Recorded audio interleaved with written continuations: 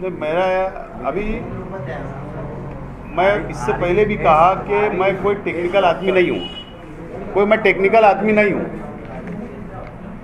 लेकिन एक्सपीरियंस जो यहाँ पर 6 महीने तक अगर एक टेंडर निकलता है और नहीं खोला जाता है, उसको देरी जानबूझ के की जा रही थी, और जो मालूमात हमको मिल रही थी तो हमको ये शंका थी कि 100 करोड़ से ज़्यादा आबो और भ्रष्टाचार की तैयारी है।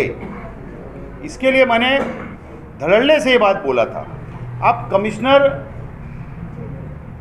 को कुछ मीडिया वालों ने सवाल पूछ लिया, तो जलबलाया हुआ इंसान जो रहता है तो उसने घाई घबराहट में तो बोल दिया, लेकिन मेरी मालूमात है बाद में अफसोस भी किया। बहरहाल ठीक है, सवाल जवाब होते हैं, सवाल जवाब होते भी रहना चाहिए, यही जमहूरियत की खूबसूरती है। लेकिन आज ये शहर और आप लोग ये देख रहे हैं कि मेरी बात सही साबित हुई, और अब कमिश्नर अगर ईमानदार है तो एस्टिमेट डेट के अंदर ही काम देना चाहिए। नहीं, मैं ऐसा बोल रहा हूँ, आपके ही अखबार के अंदर एक खबर छपी, मैंने पढ़ा कि जुमा के दिन आमदार साहब के वहाँ कमिश्नर साहब बैठे हुए थे, आपके ही अखबार के अंदर खबर छपी। तो ये एक हफ्ता पहले ऐलान करते हैं कि कमिश्नर भगाओ शहर बचाओ, फिर कमिश्नर के साथ मीटिंग करते हैं, तो क्या यही टेंडर के लिए मीटिंग थी? क्या सब कंप्रोमाइज हो गया? क्या कुछ कमेंटमेंट हो गया क्या? ऐसा शंका मुझे आज भी है।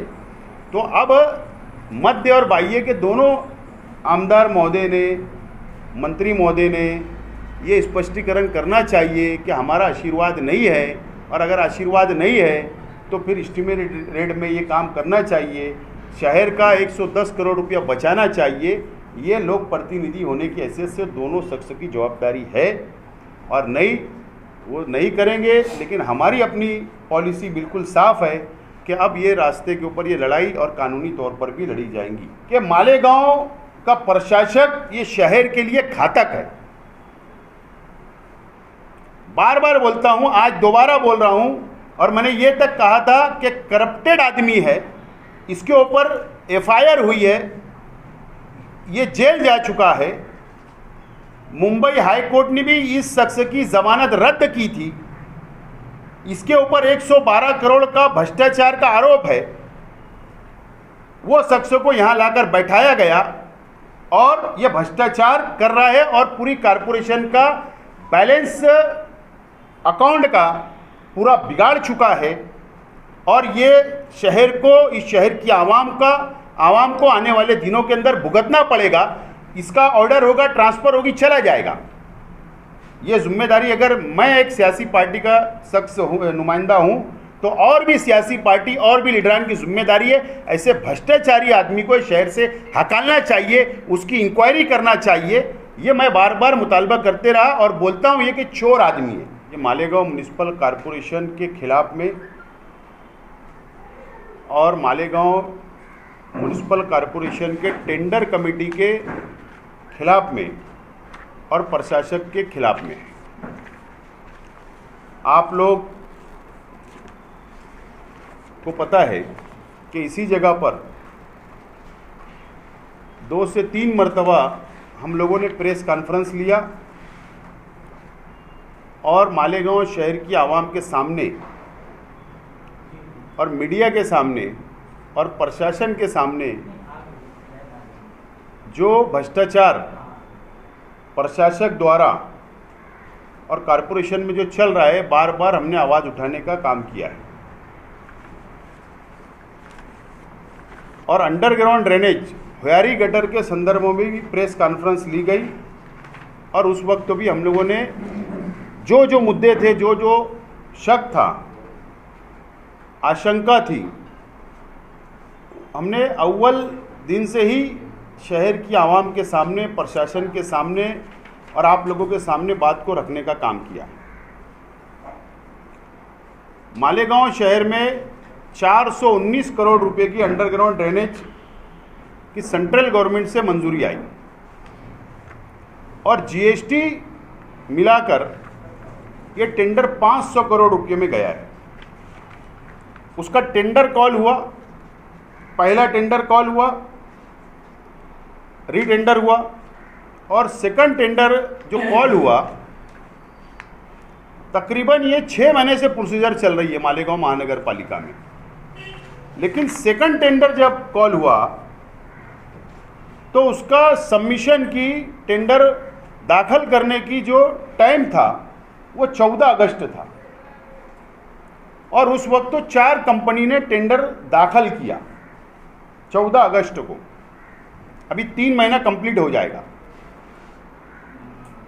और 3 महीने तक कॉरपोरेशन के प्रशासक और टेंडर कमेटी ने वो टेंडर 3 महीने तक 4 टेंडर खोला ही नहीं। उसके लिए पीआईल भी दाखिल की गई हाई कोर्ट में, उसके लिए पत्र एवार भी सरकार तक किया गया, एडी तक गए, एंटी करप्शन तक हम लोग गए। कल टेंडर खोला गया, 4 कंपनी ने टेंडर दाखिल किया था।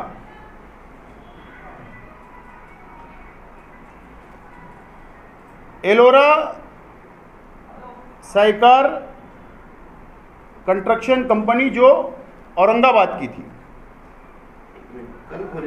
ईगल, क्या नाम है एलोरा साइकार कंपनी है जो वो औरंगाबाद की। मैं बोल रहा हूँ ना, मेरी कंप्लीट हो जाने दो। एक औरंगाबाद की ईगल जो कंपनी है वो कल्याण उल्लासनगर की, और एक कंपनी अंकिता जो गुजरात की थी, और एंडो जो नागपुर की। ऐसे 4 कंपनी ने टेंडर भरा था और कल 2 टेंडर ओपन किए गए 4 में से। एगल वाले को टेंडर उसका ओपन किया गया और उसने जो टेंडर भरा था उसने 42% आबो यानी 500 करोड़ रुपये से 700 करोड़ रुपये का टेंडर वो उसने भरा था, मांगा था। नंबर 1 जो टेंडर कल ओपन हुआ। नंबर 2 जो एंडो है, एंडो इंजीनियरिंग जो है, जो कंपनी है वो नागपुर की है, 22% आबो यानी 110 करोड़ रुपया जायद 500 करोड़ रुपए से 500 का टेंडर उस बंदे ने 610 करोड़ रुपए में टेंडर मांगा और उसको कल टेंडर मिल गया। यानी 42% वाला ज़्यादा था और एंडो वाला 22% था, उसको कम दर था, इसके लिए वो टेंडर उसको कल मिल गया। धीरे धीरे बोलो जरा। ईगल वाले ने 700 करोड़ का भरा, उसका बेचे उसको दिया अभी 22 नागपुर 22% अभय वालों को टेंडर कल दे दिया गया। और 2 कंपनी कुछ टेक्निकल कारण से, मुझे उसमें डीप में नहीं जाना है, वो कॉन्ट्रैक्टर लोग उनको समझे क्या करना है, लेकिन कुछ टेक्निकल कारण से एलोरा जो औरंगाबाद की थी और अंकिता जो गुजरात की थी उसका टेंडर इन्होंने ओपन नहीं किया, डिस्क्वालीफाई कर दिया, रद्द कर दिया।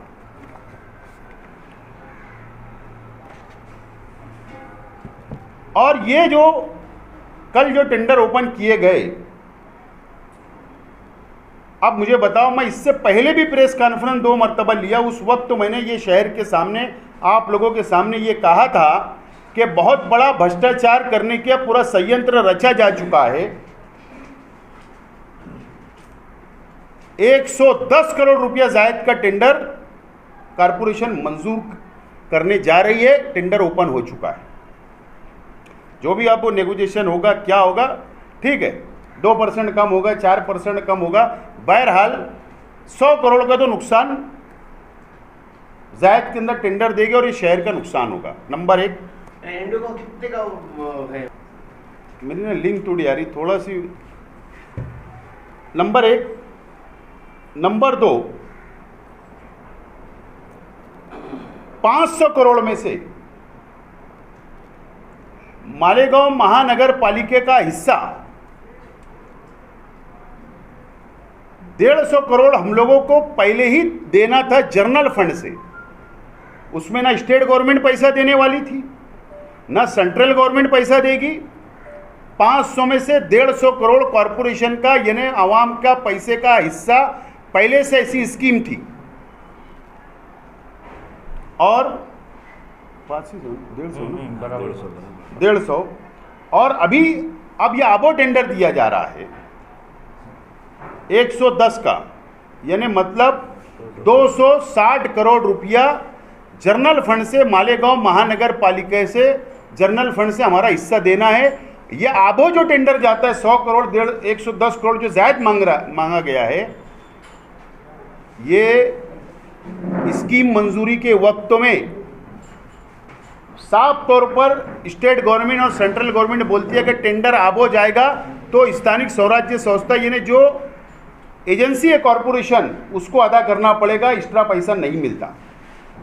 एक स्कीम के अंदर 260 करोड़ रुपया यह आवाम का पैसा लगाने के प्लानिंग क्या है, और ये बहुत बड़ा भ्रष्टाचार प्रशासक द्वारा, टेंडर कमेटी द्वारा किया जा रहा है। हमारा यही मुतालबा था कि तुम 4 कंपनी आई, कंपटीशन हुआ है, तुम चारों टेंडर ओपन करो। हो सकता है कि जो 2 कंपनी का टेंडर रद्द किया गया वो इससे कम कहो, किसी ने 10% भरा होगा, किसी ने 15 या किसी ने 19 या हो सकता है ज्यादा भी भरा होगा, लेकिन आवाम के सामने, जनता के सामने ये बात तो साफ आना चाहिए था कि 4 टेंडर आए, ओपन पाकिट होना था। इसका मतलब 2 कंपनी, ये मैनेज टेंडर है,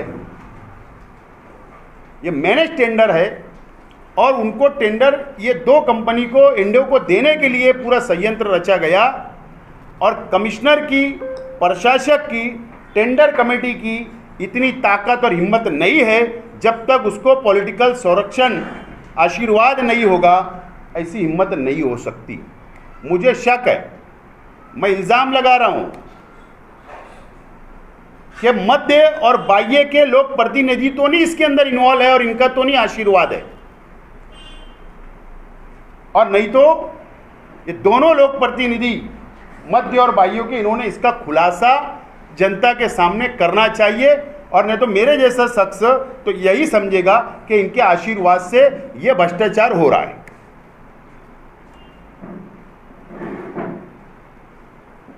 इसके लिए आज की जुमा के दिन 4 तारीख को, यानी ये 2 दिन पहले, बालाजी एक कंपनी है जो मेडिसिन का, हॉस्पिटलों के अंदर मेडिसिन, दवा गोली, सलाइन और हॉस्पिटलों के अंदर जो सामान लगता है उपचार के लिए, उसका टेंडर कॉरपोरेशन ने निकाला था। एक बालाजी कंपनी ने भी टेंडर भरा था, और ओम मेडिसिन उस शख्स ने भी टेंडर भरा था, और ऐसे 7 कंपनी ने टेंडर भरा था। सालाना वार्षिक टेंडर होता है, उसमें से 5 कंपनी को ये बोलकर रिजेक्ट किया गया कि ये डॉक्यूमेंट में नहीं बैठ रहे हैं, उसको बाजू में कर दिया गया। और उसके बाद लास्ट में टेंडर खोलने से 2 दिन पहले एक शुद्धि पत्रक कॉरपोरेशन निकालती है, और ऐसे डॉक्यूमेंट बालाजी कंपनी से मांगे जाते कि वो सादर नहीं कर पाता, जबकि टेंडर में नहीं था, उसका भी टेंडर नहीं खोला जाता। और वो शख्स मुंबई हाईकोर्ट के अंदर इंसाफ के लिए गया, और ओम मेडिसिन को इन्होंने टेंडर दे दिया, वर्क ऑर्डर दे दिया, 1.5 करोड़ की, 1,40,00,000 की मेडिसिन सप्लाई भी उससे करवा लिया। और वो टेंडर अगर 5 रुपये की, एक मिसाल सिर्फ मैं दे रहा हूं, 5 रुपये की अगर एक गोली वो सप्लाई करता है, बालाजी वाला करता था पहले, ये शख्स ने उसका रेट डाला 20 रुपया। यानी जहां सालाना एक अंदाज के मुताबिक 1 करोड़ का अगर हमको दवा गोली लगती है, तो ये उसका कितने पट टेंडर भरा था, ये आप लोग अंदाज लगा सकते हैं। ये मुंबई हाईकोर्ट में गया, चीफ जस्टिस जो है मुंबई हाई कोर्ट के, उन्होंने फैसला दिया 4 तारीख को जुमा के दिन।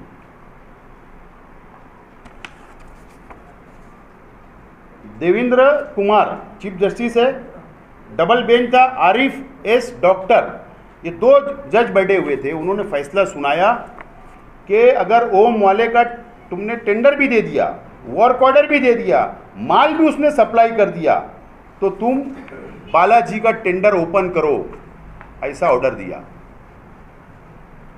डायरेक्ट स्पष्ट ऑर्डर दिया कोर्ट के, ऑर्डर टेंडर ओपन करो, अगर उसका कम दर का टेंडर होगा तो उसको टेंडर दो और कोर्ट के अंदर उसकी रिपोर्ट सबमिट करो।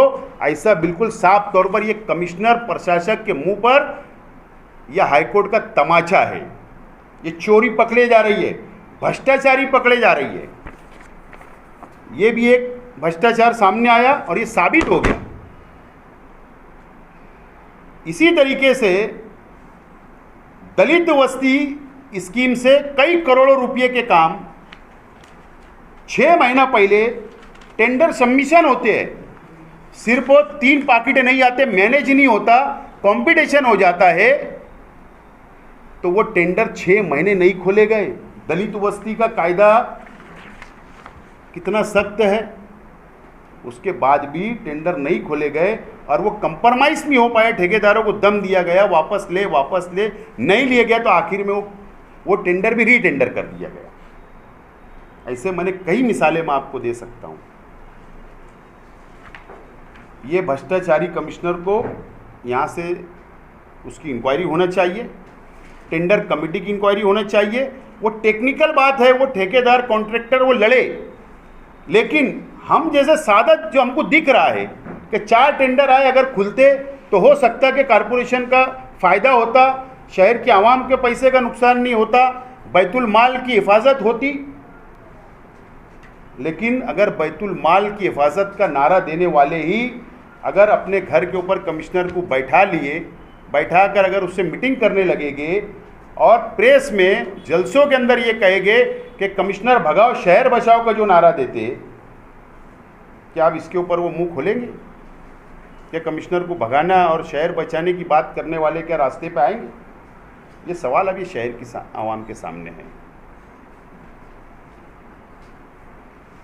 बाह्य विधानसभा के आमदार और पालक मंत्री महोदय से भी मेरी विनती है कि आप हर अपने भाषण के अंदर आप बोलते हैं कि शहर का विकास, शहर का डेवलप हो रहा है, अच्छी बात है, लेकिन आप शहर का विकास, शहर का डेवलप